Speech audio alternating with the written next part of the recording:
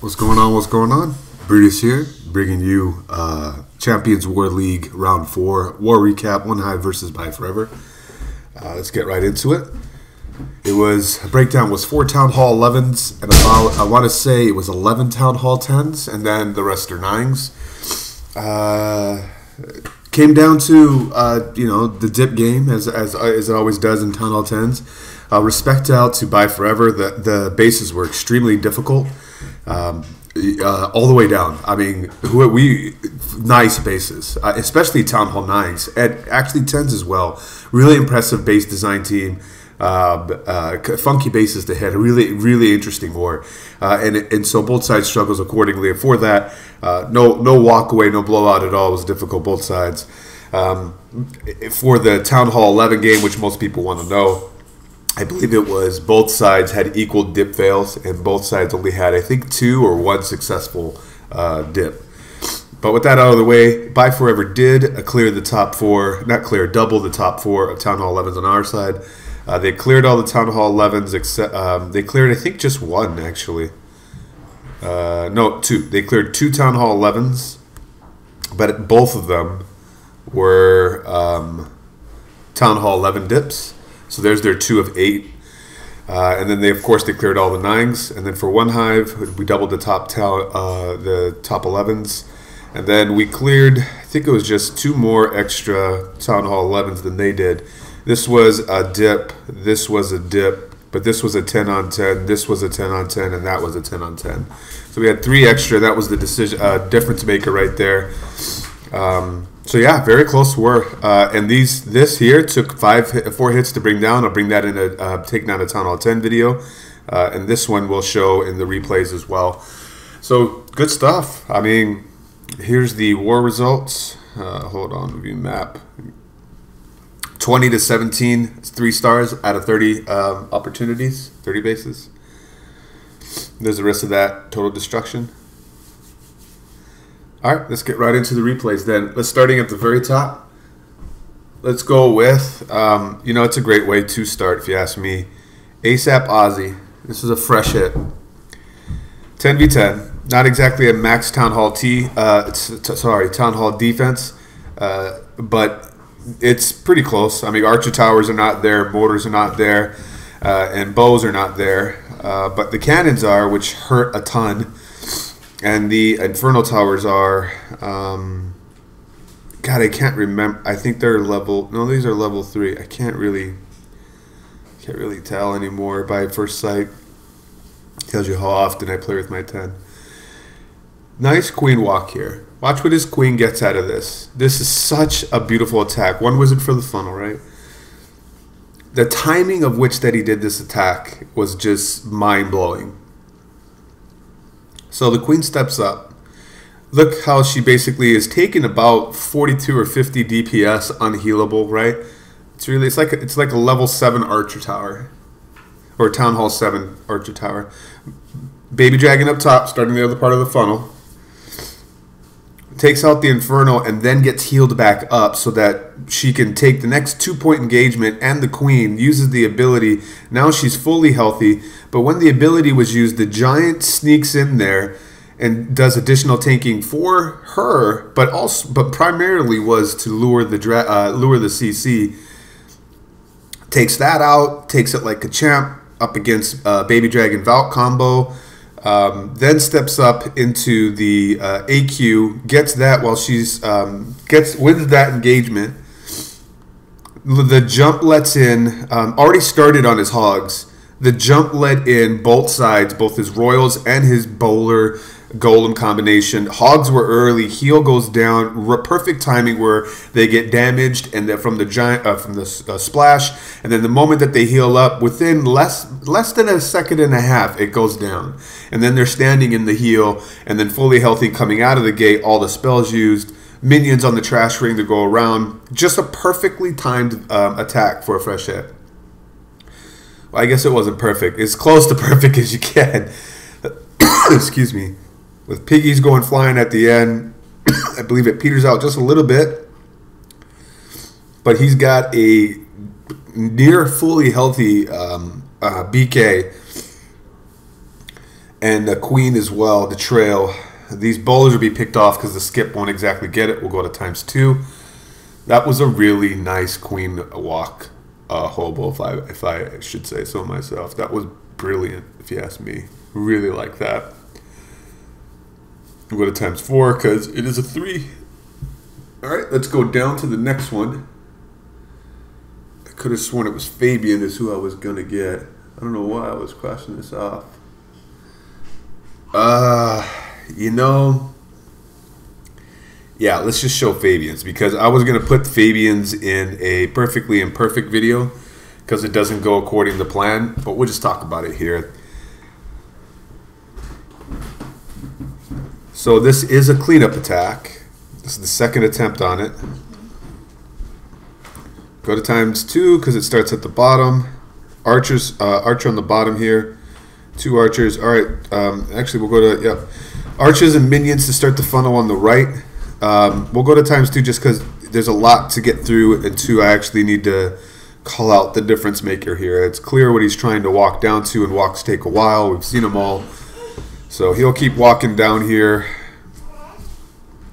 Doesn't engage the queen until it steps up into that ring. All by itself. Can a minion still working on the right here. Really good funnel that way instead of 10 ship space for a baby dragon. This is where it gets funky. So really nice how he took care of the queen without any point defense hitting him. So all he needed was a poison, or it could take it on head on. But here's the part that didn't go according to plan. He's trying to break through this wall right here, where that you can see where the Valks, he's testing them down. And for those of you that are new to using Valks or something like that, this is what you want to do. You want to send down 1 or 2 to make sure that they aggro where you want them to be. And he was seeing them aggro onto this wall. But the moment that they made it over there, they redirect to the closest structure and leave the wall. So essentially, all but I think 2 of his Valkyries go outside the base. And that's not what he wanted. So the moment that he thought he was safe to drop them all, he did. But then they all ran across the base. Which was really unfortunate. And if he meant to do that, maybe he meant for a few to go that way, but I just didn't see that happening. I didn't have that eye. It looked like he definitely wanted a good portion of it to go into the core. I'm sure someone will correct me in the comments. But still, nevertheless, if this was according to plan or not according to plan, it still was a nice hit. If it wasn't according to plan, it just adds more to the skill involved in order to adjust on the fly. But it also showcases out here, as he has just a ton of hogs on the bottom here flanking his kill squad entry with 2 heals for them. Just really nice. It just goes to show how well planned out this was after, just basically 1 scout. Really nice Vaho Fabian here. I don't remember.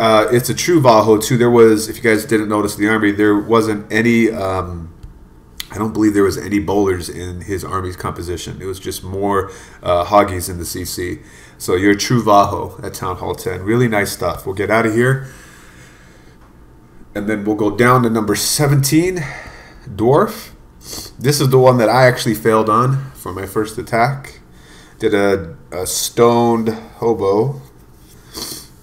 And I should have deployed my hogs from the bottom. But my initial reaction was to actually HPVB it, which is what Dwahrve's going to do here, and enter down through this section. But he's gonna. It would have been a closed walk. He does enter his PVB, his P.E.K.K.A. Valk Bowler combination through there, but he does an open walk. There's a hound in the CC, which is what posed some planning issues looking at this base from different angles that we would want to get to. We would get to a point of, all right, so let's hit this base, and then we'd be like, but if there's a hound in the CC, you're screwed. Every attack, every strategy that we had accounted for, we didn't. That was one aspect that there wasn't the perfect answer to deal with. Anyway, Dwahrve found one here where he just occupies the hound here and just takes it on by the queen by herself because of the strength of the the PVB, the P.E.K.K.A. Valk Bowler combination entering from that side, which keeps all the sweepers really isn't a factor here. And I'm sorry if I didn't say it earlier. This is a cleanup attempt. The reason why this is so overpowering, because all the point defenses, there's a ton of it down here, is the sweepers don't push back the healers at all, and the bowlers can reach all the air defenses, which can target your healers anyway. So really, you have your healers staying enraged nearly the entire time. That angle that they took behind P.E.K.K.A, Bowler, and Valkyrie, so they're invincible. I mean, he has 4 of his 6 Valkyries remaining, and 1 of his 2 P.E.K.K.As that's almost fully healthy, and his BK is still healthy. And by the way, in case you haven't noticed, he still has both freaking abilities in hand. This attack is really, really bananas if executed properly. I mean, it can fail hard, but if executed properly, it is OP AF. So nice job, Dwahrve. We'll get out of here. We'll go down to 26 next, which is another cleanup, which is a textbook cleanup. Alberg, which is the channel for ByeForever. Put his link to his channel in the description. This is a fresh hit, and this is Savage Ferdy. You guys have caught him on the first installment of having a guest doing the OneHive Live, basically. So, you know, real attackers rather than just myself as a default, because you can. They're way better than I am, that's for sure. So this is a fresh hit. He's doing a double jump hobo attack.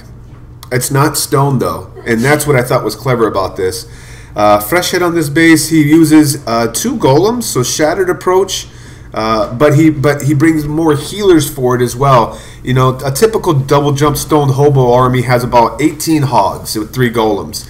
So instead of having 18, he just sat a golem, brought less wizards, and, you know, no baby dragon, and included 3 healers, I believe, because the air defenses were so far away that he could prolong the life of his golems if he brought his healer with him, rather than taking all that point defenses once they get down to the core, and then they peter out with the time that they bring you.